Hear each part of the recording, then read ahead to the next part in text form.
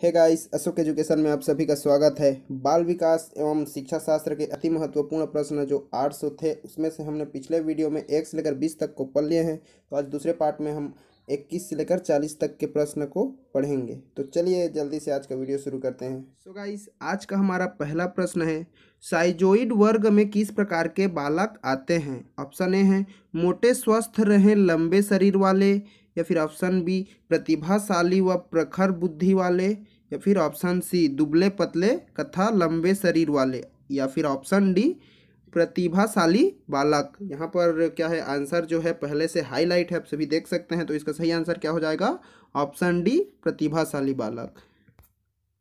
अगला प्रश्न है, विशिष्ट बालकों के अंतर्गत निम्न में से कौन सा बालक आता है। पिछड़ा बालक, प्रतिभाशाली बालक, बुद्धि बालक, या फिर ऑप्शन डी क्या है, ये सभी। तो इनमें क्या है, सभी प्रकार के बालक आते हैं, पिछड़ा बालक, प्रतिभाशाली बालक व बुद्धि बालक। तो इसका ऑप्शन सही आंसर क्या हो जाएगा, ऑप्शन डी। अगला प्रश्न है, अपराधी बालक कौन है।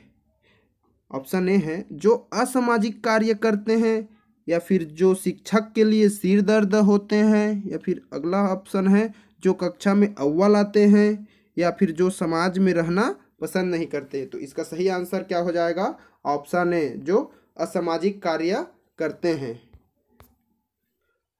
अगला ऑप्शन है शारीरिक रूप से अक्षम बच्चों को सामान्यता होता है। तो इसका सही आंसर क्या हो जाएगा, ऑप्शन सी डिसग्राफिया।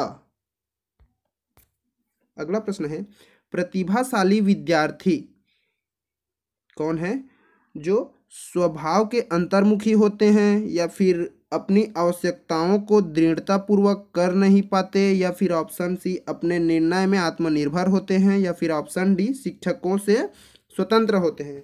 तो इसका सही आंसर क्या है, ऑप्शन सी अपने निर्णय में आत्मनिर्भर होते हैं। ऐसे बालक क्या कहलाते हैं, प्रतिभाशाली विद्यार्थी कहलाते हैं। अगला प्रश्न है, एक बच्चा जो खाली स्थान से ग्रस्त है वह ए से डब्ल्यू और डब्ल्यू ए से न्यूक्लियर और अनक्लियर में अंतर नहीं कर सकता, यह कैसे बालक होता है। शब्द जबलिंग विकास, डिसलेक्सिया, डिस्फार्मिया, या फिर डिसलेक्सिया। तो इसका सही आंसर क्या हो जाएगा, ऑप्शन डी डिसलेक्सिया। अगला प्रश्न है, एक शिक्षिका को कक्षा में कुछ शारीरिक विकलांगता वाले बच्चे हैं, निम्नलिखित में से उसके लिए क्या कहना सबसे उचित होगा। ऑप्शन ए पोलियोग्रस्त बच्चे अब एक गाना प्रस्तुत करें, ऑप्शन बी पहिया कुर्सी वाले बच्चे हाल में जाने के लिए अपने समय के साथ साथ ही बच्चों से मदद ले सकते हैं, ऑप्शन सी शारीरिक रूप से असुविधाग्रस्त बच्चे कक्षा में ही कोई वैकल्पिक गतिविधि कर सकते हैं, या फिर ऑप्शन डी मोहन खेल के मैदान में जाने के लिए अपनी बैसाखी का प्रयोग नहीं करे। तो इसका सही आंसर क्या हो जाएगा, ऑप्शन सी जो कि शारीरिक रूप से असुविधाग्रस्त बच्चे कक्षा में ही कोई वैकल्पिक गतिविधि कर सकते हैं। अगला प्रश्न है, प्रतिभाशाली शिक्षार्थी को चाहिए कि ए अधिगम निर्योग्य नहीं कर सकते, बी ऐसे सहयोग की आवश्यकता होती है जो सामान्यतः विद्यालयों द्वारा उपलब्ध नहीं कराए जाते, सी शिक्षक के बिना अपने अध्ययन को व्यवस्थित कर लेते हैं, डी अन्य शिक्षार्थियों के लिए अच्छे मॉडल बन सकते हैं। तो इसका सही आंसर क्या हो जाएगा, ऑप्शन बी। अगला प्रश्न है, खाली स्थान के कारण प्रतिभाशीलता होता है। ऑप्शन ए है मनोसामाजिक कारकों, ऑप्शन बी है अनुवांशिक रचना, ऑप्शन सी वातावरण अभिप्रेरणा, या फिर ऑप्शन डी बी और सी का समायोजन। तो इसका सही आंसर क्या हो जाएगा, ऑप्शन डी बी और सी का समायोजन, यानी कि अनुवांशिक रचना और वातावरण अभिप्रेरणा। अगला प्रश्न है, बच्चों में सीखने और सुनने के लिए अधिगम योग्य वातावरण के लिए निम्नलिखित में से कौन सा उपयुक्त है। आपका ऑप्शन ए है शिक्षार्थियों को यह छूट देना कि क्या सीखना है और कैसे सीखना है, ऑप्शन बी है एक लंबे समय के लिए निष्क्रिय रूप से सुनना, ऑप्शन सी है निरंतर गृह कार्य देते रहना, ऑप्शन डी है सीखने वाले द्वारा व्यक्तिगत कार्य करना। तो इसका सही आंसर आपका क्या हो जाएगा? ऑप्शन ए, शिक्षार्थियों को यह छूट देना कि क्या सीखना है और कैसे सीखना है। अगला प्रश्न है, गतिक कौशलों में अधिगम में निर्योग्य खाली स्थान कहलाती है। तो क्या कहलाती है ये? ऑप्शन आपका बी सही आंसर है, डिस्प्रेक्सिया।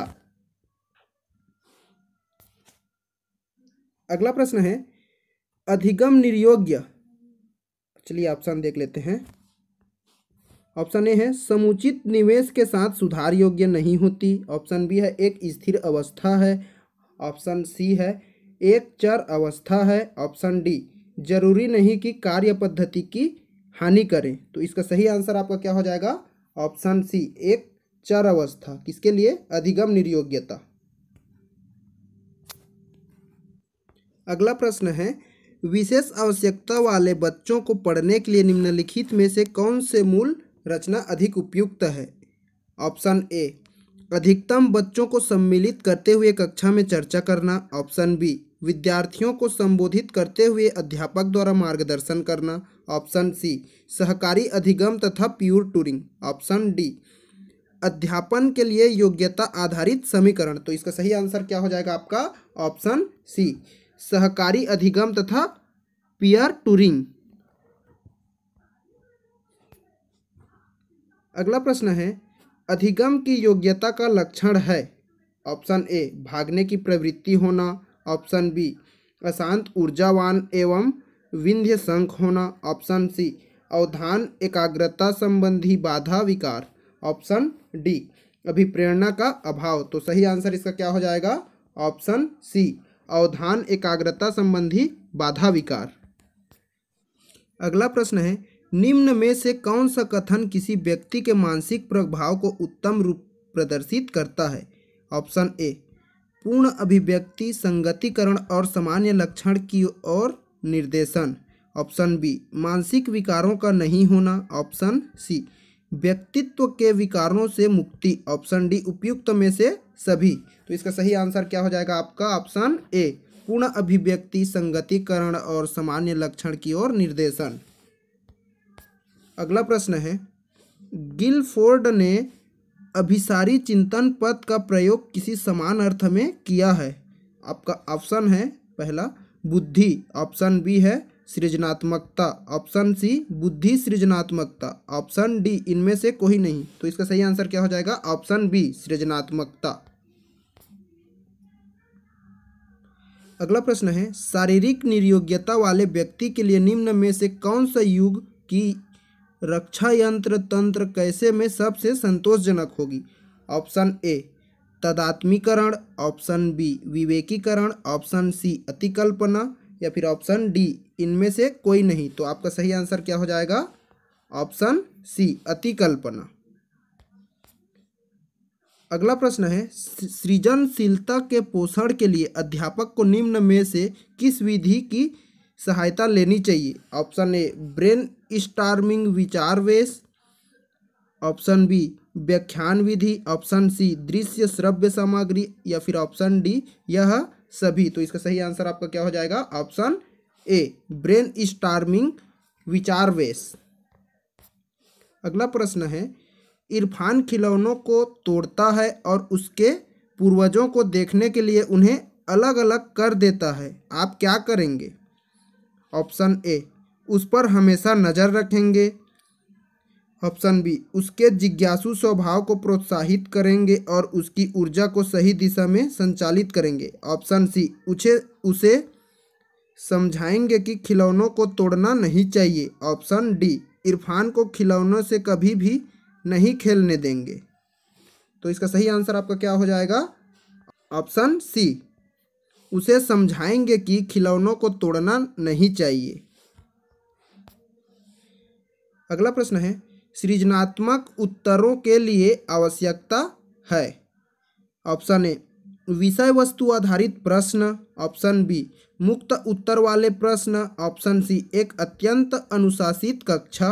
ऑप्शन डी, प्रत्यक्ष शिक्षण एवं प्रत्यक्ष प्रश्न। तो इसका सही आंसर क्या हो जाएगा? मुक्त उत्तर वाले प्रश्न इसका सही आंसर है। तो चलिए आज के वीडियो में बस इतना ही, मिलते हैं नेक्स्ट पार्ट में। तब तक के लिए जय हिंद, वंदे मातरम।